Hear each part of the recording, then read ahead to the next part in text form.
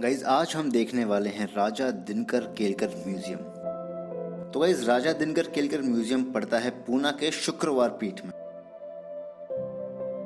यह हफ्ते में 7 दिन खुलता है सुबह 10 बजे से 5:30 बजे तक।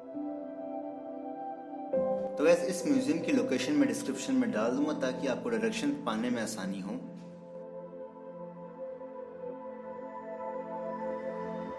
अंदर जाने के चार्जेस हैं 60 रुपए।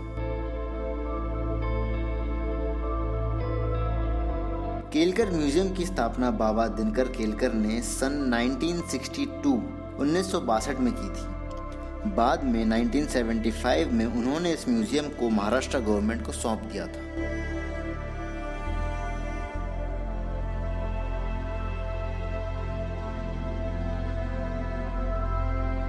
Raja Dinkar Kelkar Museum has a collection of almost 25,000 articles belonging to different parts of the world, which were collected by Baba Kelkar himself.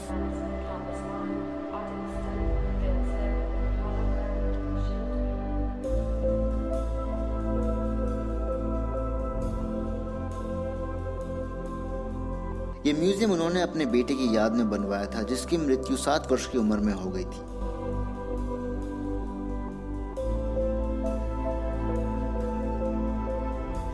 ये सब आर्टिकल्स इकट्ठा करने में बाबा केलकर को लगे लगभग 40 साल।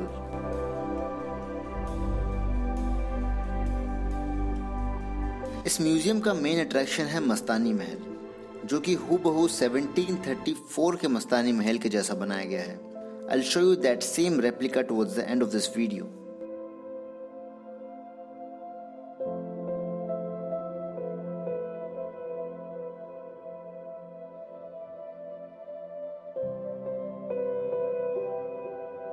तो ऐसे इस म्यूजियम में 3 फ्लोर हैं और हर फ्लोर को एक अलग कैटेगरी में डिवाइड किया गया है।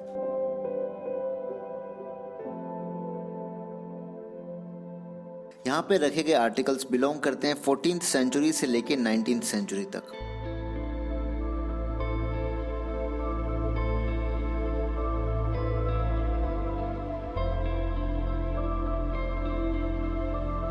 दोस्तों अगर आप पूना में हैं तो इस जगह को बिल्कुल भी मिस मत करना। ट्रस्ट मी, यहाँ पर बिताया हर एक सेकंड आपको याद रहेगा।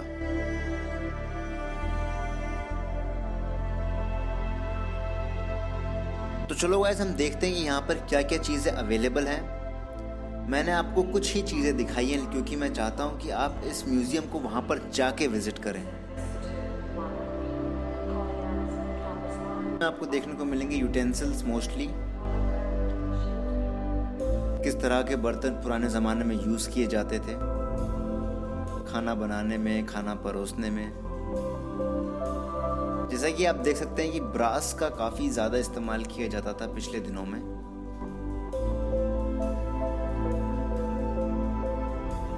तो ये जो आप अपनी स्क्रीन पे देख रहे हैं तो आज भी इस्तेमाल किया जाता है। इससे लस्सी बनती है, घी बनता है।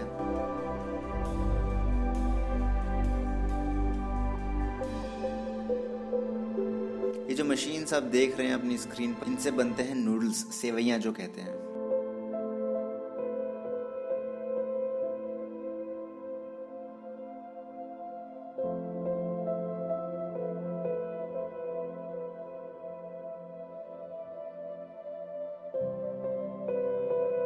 ये भी नूडल्स बनाने में ही काम आते हैं।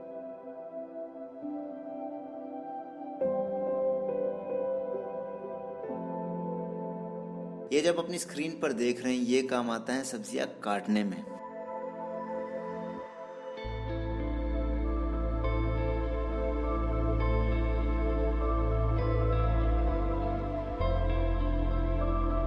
और ये है मसालदानी जिसमें हम मसाला डालते हैं।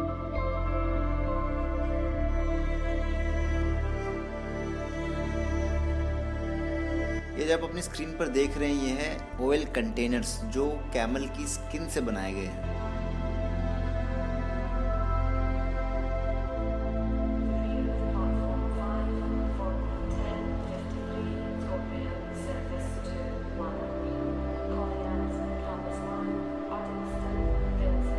ये हैं चूल्हे जिसके अंदर लकड़ी या कोयला डालकर खाना पकाया जाता था।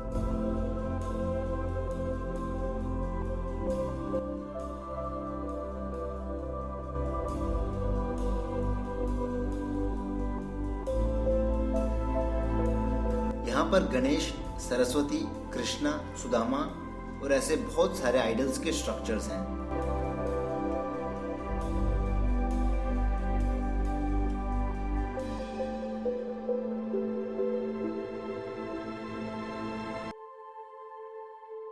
ये कुछ ट्राइबल आर्ट है।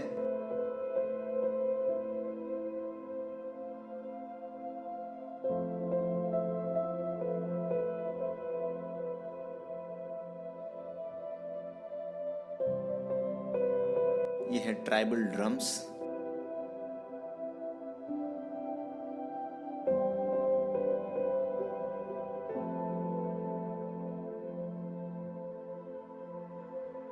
ये है आर्मर जो युद्ध के वक्त यूज किए जाते थे। ये पूरे मेटल से बने हुए हैं।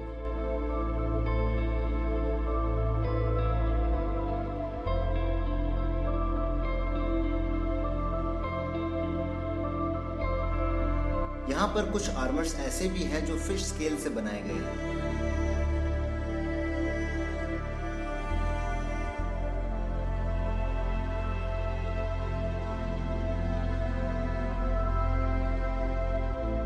आप देख सकते हैं कि उस जमाने में जो पोशाक थी युद्ध लड़ने की वो कितनी भारी हुआ करती थी।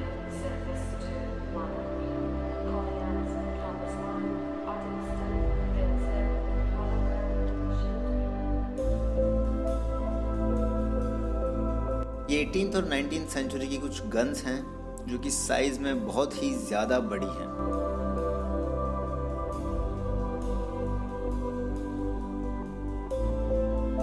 मुझे ये देख के ताज्जुब हो रहा था कि इन गन्स को यूज कैसे किया जाता होगा।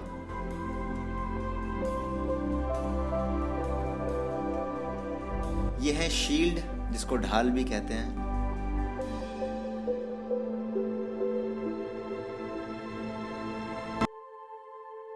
ये है कुछ तलवारें और आप तलवारों का साइज देख सकते हैं कि कितनी बड़ी तलवारें थी।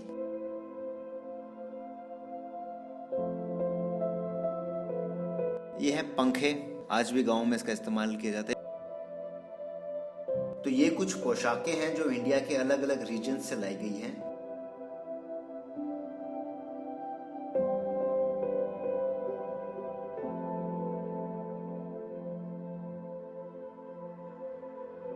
इस वाले फ्लोर पे कुछ बाकी आर्टिकल्स हैं जो उस जमाने में यूज किए जाते थे। अभी हम आ चुके ग्राउंड फ्लोर पे और यहाँ पर रखे हुए हैं सारे म्यूजिकल इंस्ट्रूमेंट्स।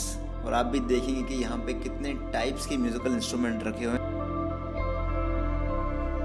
ऐसे म्यूजिकल इंस्ट्रूमेंट्स जो शायद आपने देखे भी नहीं होंगे।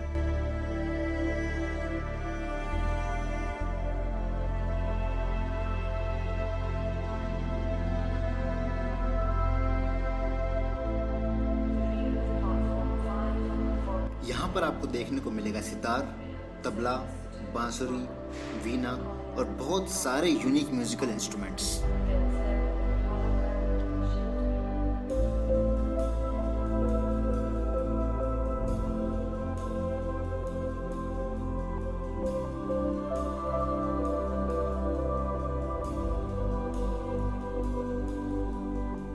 तो गाइस अभी हम देखने वाले हैं मस्तानी महल, जो इस म्यूजियम की सबसे बड़ी अट्रैक्शन है। तो ये जो कमरा आप देख रहे हैं ये हूबहू 1734 के मस्तानी महल के जैसा बनाया गया है।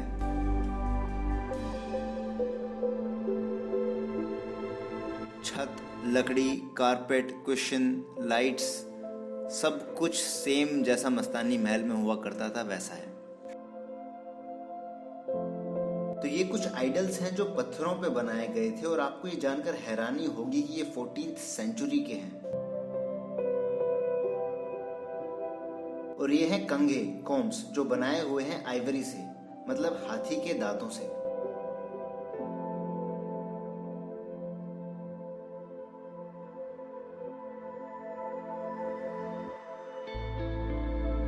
तो गाइस ये था राजा दिनकर केलकर म्यूजियम। अगर आप पूना में हैं तो एक बार जाके इस म्यूजियम को देखिए। This place has so much to offer. Thanks a lot guys for watching this video and please comment down below कि आपको ये म्यूजियम कैसा लगा and subscribe to the channel if you haven't subscribed yet. तो guys मिलते हैं अगले video में, तब तक के लिए stay happy, stay blessed and enjoy your life.